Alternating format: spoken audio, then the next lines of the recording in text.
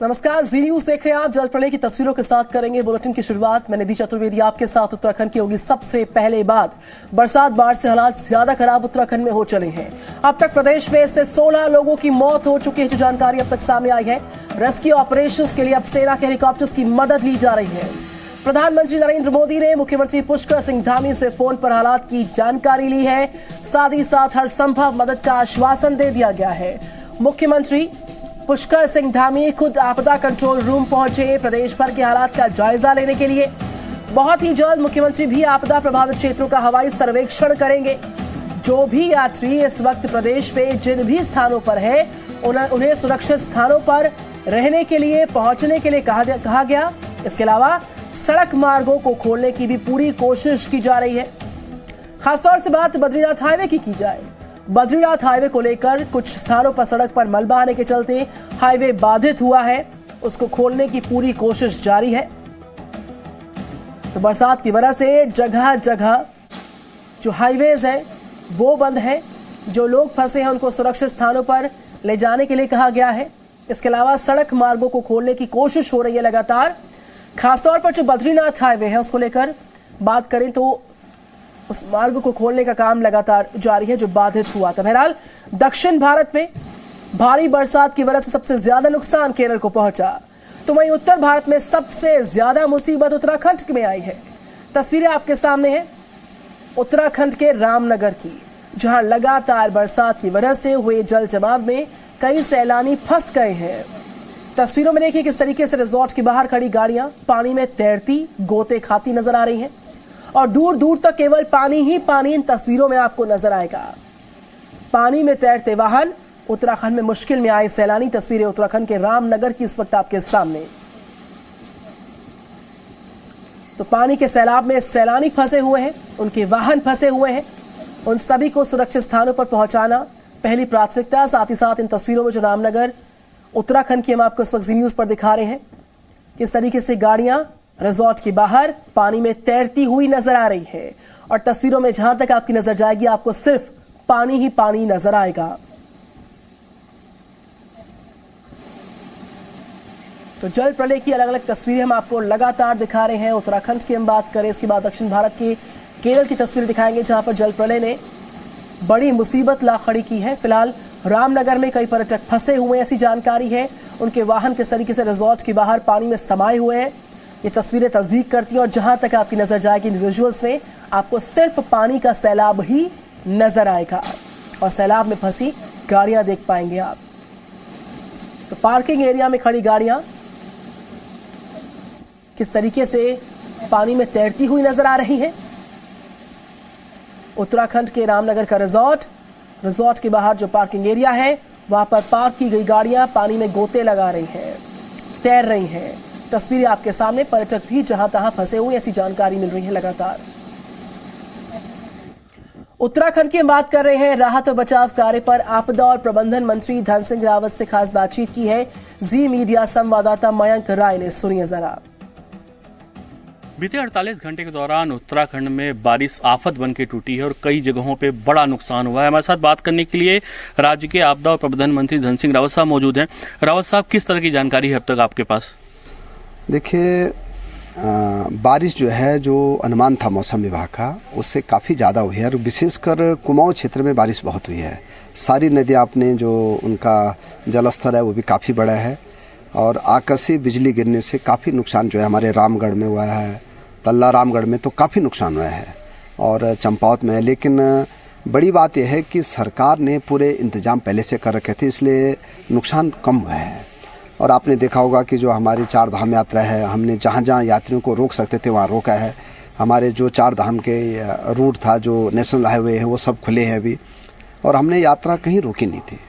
हमने इतना कहा था कि 2 दिन यात्री अपने अपने स्थानों पे रह जाएं, यात्रा पे हमने कोई प्रतिबंध नहीं लगा रखा है और मुझे लगता है कि आज मौसम जैसे खुल जाएगा तो हम यात्रा रूट को शुरू कर देंगे। अगर हम पूरे प्रदेश की बात करें सर, तो अब तक जो मौतों की संख्या है वो कहाँ तक पहुँची है? देखिए, अभी जो पर्याप्त सूचनाएं हैं वो ये है कि 7-8 लोगों के अभी तक मलबे में दबने की आशंका व्यक्त की गई है और जिनकी डेथ भी है, जितने मेरे जिलाधिकारियों से बात हुई है, लेकिन एग्जैक्ट जानकारी अभी 1 घंटे बाद पूरी मिल जाएगी। ये कहा जाता है सर कि आप लोगों की तरफ से प्रयास भी किया गया, कुछ ऐसा मैकेनिज्म डेवलप करेंगे जिसकी वजह से हम कम से कम पहले से तैयार है।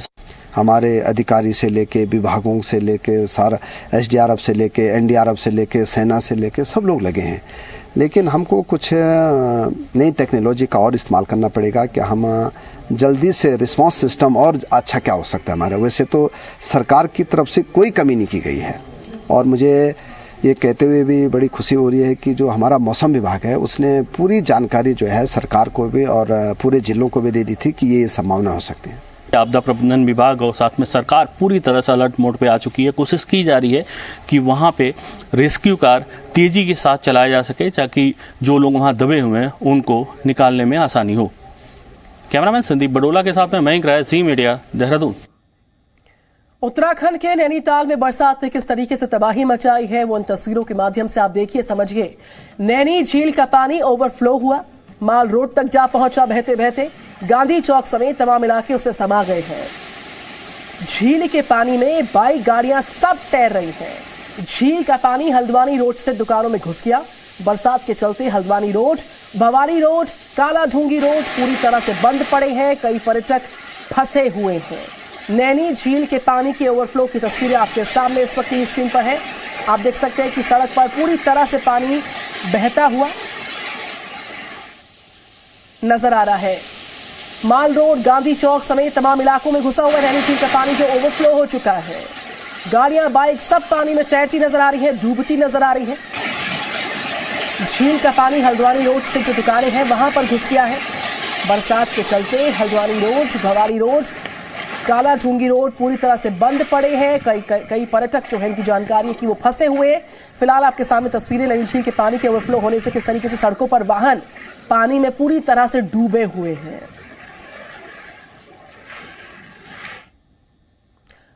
तो आपको बाढ़ बरसात किस तरीके से इंसानों के साथ साथ बेजुबानों पर कहर बनकर टूटी उसकी तस्वीरें अब आपके सामने होंगी। उत्तराखंड का हल्द्वानी में गोला नदी और गोला नदी में अचानक से फंसा एक हाथी देखिएगा। हाथी नदी के बीचों बीच फंसता है, टीले पर फंस जाता है। बाद में रेस्क्यू टीम जब पहुंचती है तो बामुश्किल उसको रेस्क्यू कर सुरक्षित जंगल में छोड़ा जाता है। बाढ़ के पानी में फंसे हाथी की तस्वीर आपके सामने। तो न सिर्फ इंसान बल्कि बेजुबान भी बरसात और बाढ़ में पूरी तरह से फंसे हुए हैं। किस तरीके से बाढ़ और बरसात उन पर कहर बनकर टूटी तस्वीरें तस्दीक करती है हल्द्वानी की।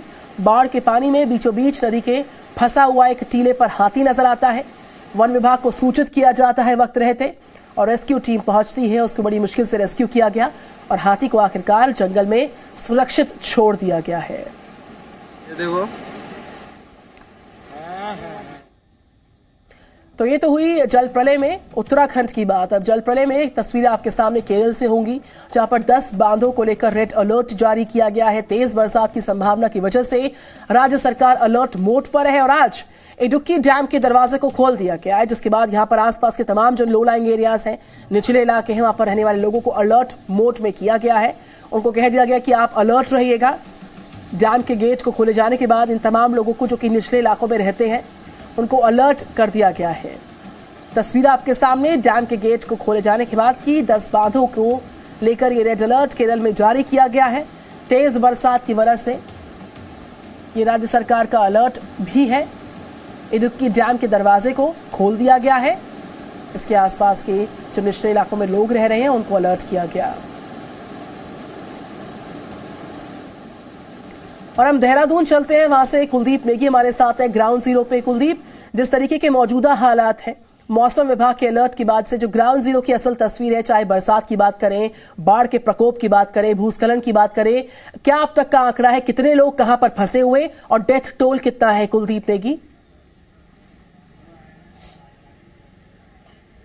देखिए, अभी तक जो ऑफिशियल जानकारी है, अभी जो ये बारिश के चलते जानमाल का नुकसान हुआ है, तकरीबन 16 लोगों की अभी तक जाने गई हैं और लगातार जो सिचुएशन है उसकी मॉनिटरिंग की जा रही है। खुद उत्तराखंड के जो मुख्यमंत्री है वो हवाई सर्वेक्षण पर निकले हुए हैं। सुबह प्रधानमंत्री ने भी उनसे बातचीत की थी फोन के जरिए, हालात का जायजा लिया था और अब मुख्यमंत्री पुष्कर धामी और आपदा प्रबंधन मंत्री धन सिंह रावत वो हवाई सर्वेक्षण पर निकले हुए हैं।